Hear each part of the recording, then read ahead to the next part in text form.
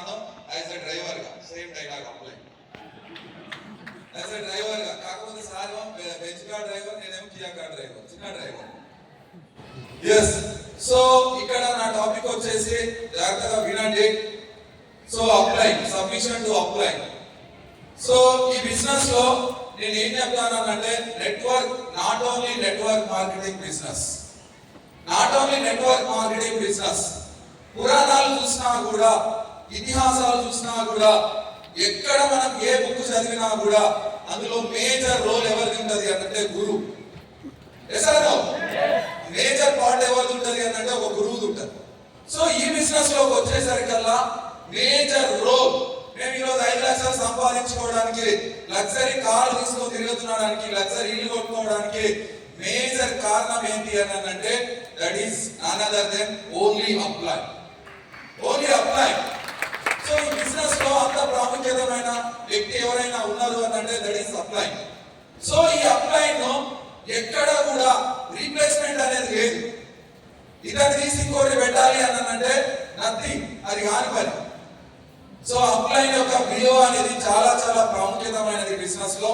So నేను సూటిగా చెప్తా ఉన్నాను, apply is life line, apply is life line. Apply life line కాదు, అప్లై ఆల్వేస్ ఎనీ వన్, ప్రతి ఒక్కటి కూడా ఏ తీసుకున్నా కూడా. సో ఫస్ట్ వన్ ఏంటి అని అంటే అప్లై ఉంటే, ఫస్ట్ పాయింట్ ఏంటి అని అంటే చాలా మంది ఏమంటారు అంటే అప్లై ఉంటే సక్సెస్ అవుతామా. సో ఒక ఇతిహాసం తీసుకుంటే గురువు శిష్యులు ఒక దగ్గరికి జర్నీ చేస్తా ఉన్నారంట. ఒక గురువు ఉన్నాడు, 10 మంది శిష్యులు ఉన్నారు. ఒక దగ్గరికి జర్నీ చేస్తా ఉంటే అక్కడ అనుకోకుండా వాగు వచ్చిందంట. వాగు దాటేటప్పుడు గురువు శిష్యులు కూడా ఆ వాగులో ఇరుక్కున్నారు. ఇరుక్కొని సో వాళ్ళ ప్రాణాపాయ స్థితిలో అందరూ కూడా ఉన్నారు. 11 మంది, ఒక 10 మంది శిష్యులు, ఒక గురువు. సో ఒట్టు మీద ఉన్న వాళ్ళు, తెలియని వాళ్ళు ఏమంటారు అంటే సో మీరు గురువుల శిష్యులంతా, గురువు మధ్యలో ఉన్నాడు, శిష్యులంతా ఒడ్డునున్నారు, మీరైతే బయటికి రండి, మీరైతే బయటికి రండి, పోతే ఆయన పోతాడే, మీరైతే బయటికి రండి అంటారు పైన వాళ్ళు.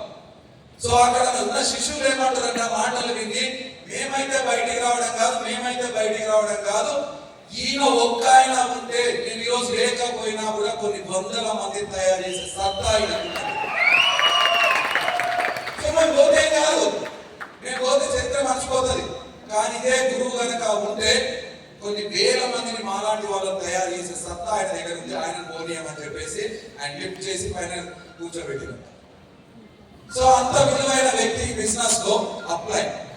సో సక్సెస్ సీక్రెట్ ఏంటి అని అంటే నిజంగా చెప్తున్నాను, అప్లై అంటే మనం ఎలాంటి సిచ్యువేషన్ లో ఉన్నా, మనం ఇన్యాక్టివ్ లో ఉన్నా, మన పరిస్థితులు బాగాలేకపోయినా, ఏ జరిగినా, ఎట్లున్నా కూడా యాక్టివ్ అప్లై, యాక్టివ్ గా ఉంటే చాలు, మన బిజినెస్ ఆతంటనే జరుగుతుంది. సో ఆలోచించండి. నెక్స్ట్, నేను ఇంతకుముందు నాకు ఇదే టాపిక్ ఇచ్చినప్పుడు కూడా నేను వేరే స్టోరీ చెప్పిన. ఏంటి అది అంటే సో మహాభారతంలో అర్జునుడు సో నిద్రపోతా ఉంటాడంట. యుద్ధం ఉంది రేపు, అర్జునుడు నిద్రపోతా ఉన్నాడు గురుకబెట్టి.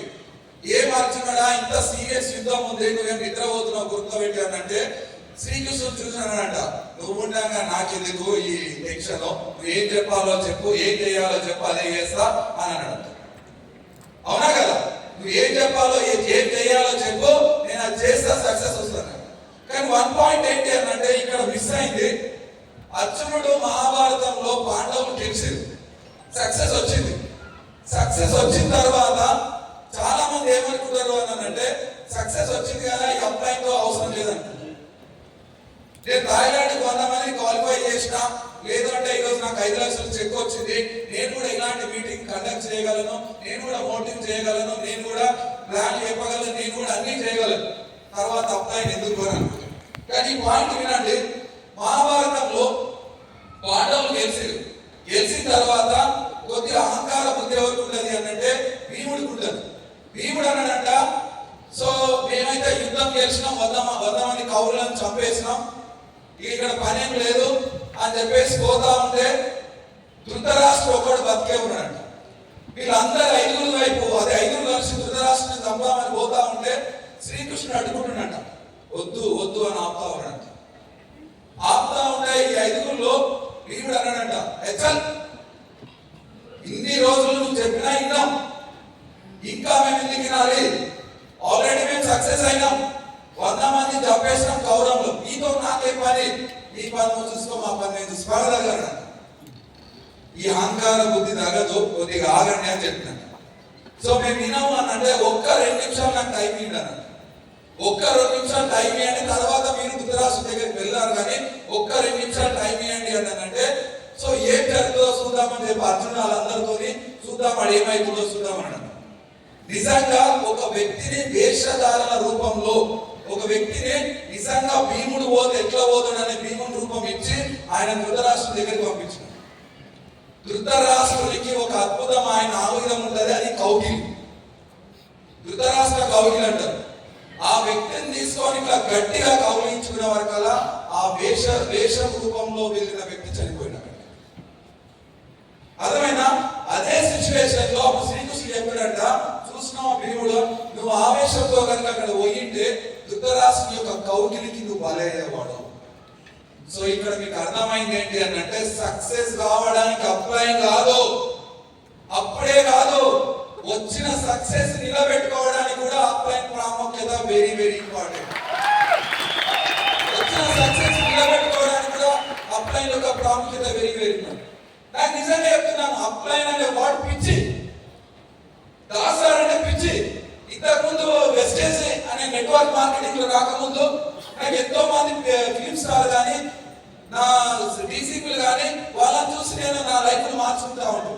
కానీ వెస్టేజ్ అండ్ విన్నింగ్ టీమ్ లోకి వచ్చిన తర్వాత అప్లైన వర్డ్ అనేది వెరీ వెరీ ఇంపార్టెంట్ నా లైఫ్ లో. ఎందుకు అంటే టోటల్ గా నేను అప్లైన్ చూస్తే ఈ రోజు నేను ఇలా మారగలిగిన, పురుషోత్తమ దాస్ అనే వ్యక్తిని చూస్తే నేను ఇలా మారగలిగిన. సో దీనికి కూడా ఒక స్టోరీ ఉంది నా దగ్గర. Real story. శ్రీకృష్ణునికి ఎంత సఫిషియెంట్ గా ఉండాలి అప్లైన్ అనే దానికి మీకు ఇక్కడ అర్థమవుతుంది. శ్రీకృష్ణునికి వైరాగి అనే ఒక భక్తురాలు ఉంటుంది. మీకు ఎందుకు చెప్తున్నా అంటే క్లియర్ అర్థం కావడానికి, శ్రీకృష్ణునికి వైరాగి అనే ఒక భక్తురాలు ఉంటుంది.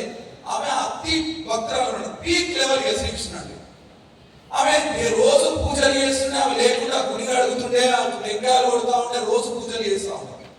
ఒక రోజు ఏం చేసింది అని అంటే, దేవుడు ప్రత్యక్షం కావాలి, నాకంటే ఒక గురువు ఉండాలి అని చెప్పేసి పూజ చేస్తే ఆ గుడి వెనకాల నుంచి ఒక దొంగ విన్నాడు గుడి వెనకాల నుంచి, నాకు కూడా ఒక గురువు కావాలి, నేను కూడా నేర్చుకోవాలి అని అంటే గుడి వెనకాల నుంచి ఒక దొంగ విని మారువేషంలో అక్కడ ప్రత్యక్షమైంది. అక్కడ ప్రత్యక్షం అయిన తర్వాత ఆమె కళ్ళు తెరిచి చూసేసరికి ఈయన ముందరున్నట్టు ఇంత గడ్డం పెంచుకొని మారువేషం. సో నువ్వే నా గురువు అనంటే, ఎస్ శ్రీకృష్ణుడే నన్ను పంపించి మీ గురువుగా అని చెప్పి చెప్తే, నువ్వు ఒక పని చెయ్యి, మీ ఇంటికి వెళ్దాం ఇద్దరం, నా దగ్గర శిష్యరికం తీసుకోవాలి అని అంటే మీ ఇంట్లో ఉన్న బంగారం, మీ ఇంట్లో ఉన్న డబ్బు అంతా మూట కట్టుకొని నా ఇవ్వడు నువ్వు రావాల్సి ఉంటుందని చెప్పి. సో దేవుడు పంపించిన గురువు కాబట్టి ఇక్కడ 100% సబ్మిషన్ లో ఉండాలని డిసైడ్ అయ్యి, ఏ ఒక్క క్షణం కూడా ఇంటికి ఆలోచించకుండా, ఏ ఒక్క క్షణం ఇంటికి ఆలోచించకుండా ఇంటికి వెళ్ళి డబ్బులు ఆభరణాలు అన్నింటినీ మూట కట్టుకొని ఆయనతో పాటు అడుగులో వెంబడి వెళ్ళింది. అక్కడ అడుగుల వెంబడి వెళ్ళిన తర్వాత ఆయన ఏం చేసిందో, ఆమెను నేను దొంగను అని చెప్పి ఆమె చెట్టు కట్టేసి ఆమె దగ్గర ఉన్న బంగారం నగలు అన్ని తీసుకొని వెళ్ళిపోయినాడు. కాళ్ళు చేతులు చెట్టు కట్టేసి. సో తండ్రి చూస్తా ఉన్నాడు, ఇంకా సాయంత్రం అయింది రాలేదు నా కూతురు అని చెప్పేసి, ఈ గుడికి అడగలేదు, కొబ్బరికాయలు కూడా పూజ జరగట్లేదు, ఏమైంది అని చెప్పేసి తండ్రి అడిగినప్పుడు వెతుకుతా ఉంటే ఒక చెట్టు కట్టేసి ఉన్నాడు. చెట్టు కట్టేసి ఉంటే తండ్రి ఏమైందమ్మా అన్నదంటే, నా గురువు నన్ను కట్టేసిపోయింది, ఏ కారణం చేత కట్టేసిందో, నాకు ఏదో ఒకటి నేర్పించాలని ఇక్కడ నన్ను కట్టేసిందో, నన్ను మాత్రం విప్పొద్ది తాళ్ళ నుంచి అని చెప్పి. అర్థమవుతుందా మీకు? ఏ కారణం చేతానో నాకు ఏదో నేర్పియాలని నన్ను ఇక్కడ కట్టేసిందో, దయచేసి నన్ను నింపొద్దు అని చెప్పి. సో అక్కడ నుంచి ఎంత మొత్తుకొని తండ్రి మొత్తుకున్నా ఉడికిలేదన్న తండ్రి వెళ్ళిపోయినాడు. సో దేవుడు చూసి, అరే నాకు రోజు జరిగే పూజలు జరగట్లేవు, ఏమైంది, ఇవి ఎక్కడ పోయింది వైరాగి, అసలు నాకు పూజలు జరగట్లేదు, గుడి కడగట్లేదు, ఏమైందని దేవుడు చూసి నారదముని ఒకసారి పోయి భూలోకం పోయి చూసి రానంటే, ఆయన వచ్చి ఆమె దగ్గరికి వచ్చి ఈమె వివరించడం స్టార్ట్ చేసినట్ట, నిన్ను కట్టేసింది ఒక దొంగ, అసలైన గురువు కాదు, నిన్ను కట్టేసింది ఒక దొంగ, నేను నిన్ను విప్పుతా, నువ్వు వచ్చేసేయాలంటే లేదు లేదు, ఆయన దొంగ కాదు, నేను ఆయన దగ్గర శిష్యరికం తీసుకోవాలనుకున్నా, తీసుకున్నా. ఆయన ఏం కారణం చేత నన్ను ఇక్కడ కట్టేసిండు, మధ్యలో మీరు డిస్టర్బ్ చేయదు, మీరు వెళ్ళిపోండి. ఎందుకు అనంటే ఈ రోజు ఆయన కట్టేయడం వల్లనే నారదాముని ప్రత్యక్షమైన నాకు అని చెప్పి అర్థమైనా. సో నెక్స్ట్ నారదాముని పోయి శ్రీకృష్ణ భగవాన్ ఆమె వినేటట్టు లేదు, ఆమె పిచ్చి అక్కడ సబ్మిషన్ లో 100% సబ్మిషన్ లో ఉంది, ఇక మీరే రావాలి అంటే ఓ రోజు టైం చూసుకొని శ్రీకృష్ణుడు వచ్చినట్ట. వచ్చే ఆ వైరాగి దగ్గరికి పోయి, అమ్మ నీకు పిచ్చిలేసిందా, దేవుణ్ణైనా నేనే చెప్తున్నా, నువ్వు మాయలోకంలో ఉన్నావు, ఇప్పేసా ఇప్పుకోవాలంటే లేదు లేదు, ఆ దొంగనో దొరనో గురువో ఎవరో కానీ ఆయన కట్టేయడం వల్ల ఈరోజు శ్రీకృష్ణ భగవాన్ నాకు ప్రత్యక్షమైండు. ఆయన కట్టేయడం వల్ల నేను ఈరోజు నిన్ను చూడగలిగినా. సో ఆయన చెట్టోడని ఎట్లా అంటావు, ఆయన చెట్టోడని ఎట్లా అంటావు, ఆయన కట్టేయడం వల్లనే ఈరోజు నేను ఇడున్నా అని చెప్పిందంట. సో అరే ఈ వినడానికి లేదు, ఈ ముల్లోకాలన్న వెతికి ఏదో ఏడు కూడా పక్కన అని చెప్పిన. సో ఆయన వెతికి వెతికి వెతికి వెతికి వెతికి తీసుకొని వస్తే, అమ్మా నేను దొంగను, నీ బంగారం కోసం కట్టేసిన, నీ ఆభరణాల కోసం నేను కట్టేసిన, నీ ఆస్తిని కొట్టేయాలని నేను కట్టేసిన అంటే. సో ఆమె తాను విప్పిన తర్వాత అంటదంట, అసలైన గురువు నా ముందలున్నాడు, అసలైన గురువు నువ్వే నా ముందలున్నాడు. ఎందుకు అనంటే ఈ అసలైన గురువు వల్లనే ఈ రోజు నారదాముని శ్రీకృష్ణుని దర్శనం చేసుకోగలిగిన నేను. సో కాబట్టి గోవిందుడు ఉన్నాడు, ఇక్కడ దేవుడు ఉన్నాడు, గురువు ఉన్నాడు. నేను ఎవరి కాళ్ళు ముందు మొక్కాలి అనంటే దేవుణ్ణే తీసుకొచ్చిన గురువు కాళ్ళు ముందు మొక్కిన తర్వాత దేవుని కాళ్ళు మొక్కాలి. అర్థమైందా? సో ఇక్కడ నేను చెప్పేది ఏంటి అనంటే, అక్కడ వైరాగి అనే భక్తురాలు ఎట్లయితే ఇక్కడ రాసు వైరాగి భక్తురాలు, అక్కడ దేవుడు ఎలాంటి వాడు అని అంటే శ్రీకృష్ణుడు దేవుడు అయితే పురుషోత్తమ దాసరి ఇక్కడ దేవుడు నాకు. అర్థమైందా? సో 100% సబ్మిషన్, 100% ఇక్కడ ఓసుకుంటే ఓసుకుంటా, అర్థమైంది, ఇట్లా దుంకంటే దుంకుతా. ఎందుకంటే నేను నా పోలీస్ డ్యూటీ ఉద్యోగంలో 13 ఏళ్ళు ఉద్యోగం చేసిన, ఒక స్వీపర్ పోస్ట్ కూడా ఎవరికి ఇప్పించలేదు, ఒక 10 రూపాయలు కూడా ఎవరికి దానం చేయలేదు, ఒక 10 రూపాయలు ఎవరు సహాయపడలేదు. కానీ పురుషోత్తమ దాస్ అనే వ్యక్తి ఇచ్చిన ఆపర్చునిటీ ద్వారా ఈ రోజు నా ఆర్గనైజేషన్ లో 30 కార్లలో తిరుగుతున్నారు, 30 మంది లగ్జరీ కార్లలో, దాదాపు 10 నుంచి 20 మంది 1 lakh ప్లస్ ఇన్కమ్ తీసుకుంటా ఉన్నారు. సో ఒక యాక్సిడెంట్ అయితే కామిన్ హాస్పిటల్లో నన్ను జాయిన్ చేసే కొన్ని వందల మంది ఇట్లాంటి భూమి కొడితే ఆ డాక్టర్ అడిగింది, నువ్వు కానిస్టేబులా కమిషనర్ వా అని అడిగింది. కానిస్టేబులా కమిషనర్ అడిగింది. ఒకవేళ నేను వెస్టేజ్ లోకి రాకపోతే యాక్సిడెంట్ అయింది కూడా ఎవరు తెలియదు. అర్థమైందా? సో మరి ఇంత క్రెడిట్ ఇచ్చిన అప్లైన్ అనే వాడుకు, అప్లైన్ అనే వ్యక్తికి మనం ఏ కోశాన కూడా ఆయన చెప్పిన మాటల్ని సంకోచించినామా? నిజంగా చెప్తున్నాను, 1 year తర్వాత బూడిదైపోతాం. ఉండమే బిజినెస్ లో ఏ కోసం సంకోచించినా మనం నిలబడలేని ప్లాట్ఫామ్.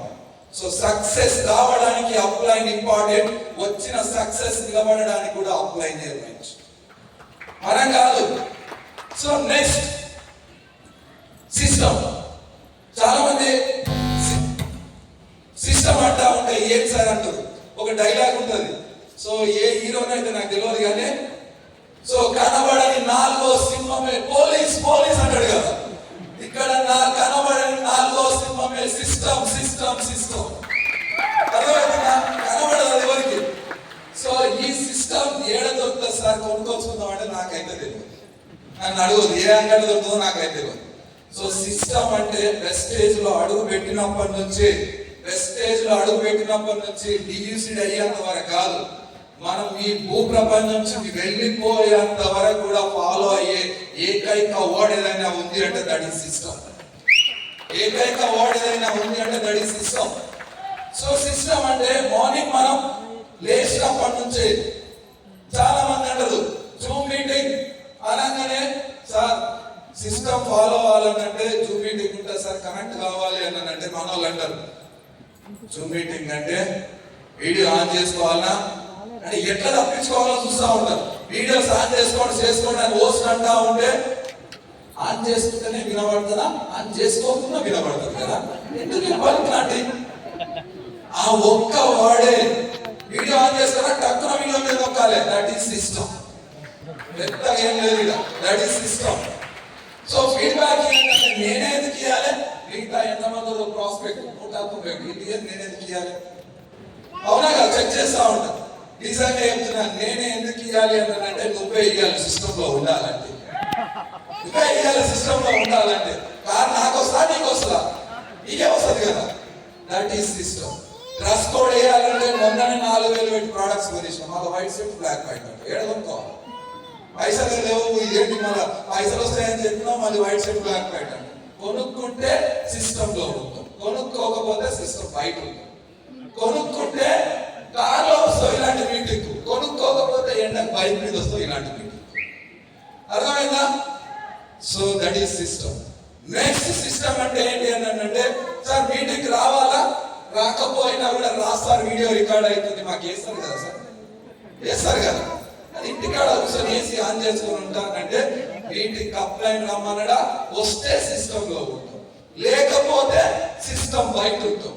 సో ఆడ రోడ్ మీద కారు వద్దాం, జర్రా లిఫ్ట్ ఇస్తారు, గాడి వరకు వస్తాం, జర్రా లిఫ్ట్ ఇస్తారు, గాడి వరకు వస్తాం. సిస్టమ్ లో లేకపోతే లిఫ్ట్ అడుగుతాం, సిస్టమ్ లో ఉంటే ఏసీ వేస్తాం, గిర్రు దింపుతా ఉంటాం కారు.